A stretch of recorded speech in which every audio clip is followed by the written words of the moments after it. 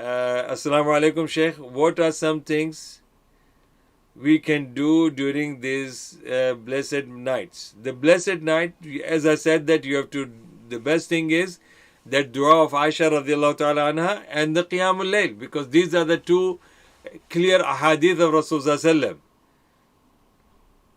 Okay, with regards to what should we be doing, first of all, we should not be wasting our time in anything.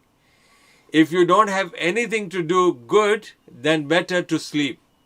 But don't waste your time in watching films.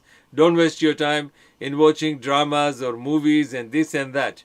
So do something, subhanallah, read Quran with understanding. That's the best thing. I can say, according to me, a person is not a true Muslim if he doesn't know what Quran is. Wallahi, I'm telling you. Quran is Allah's book. It is revealed in this month. So the best thing is that at least in this month, once in your lifetime, you should know what Quran is saying to you.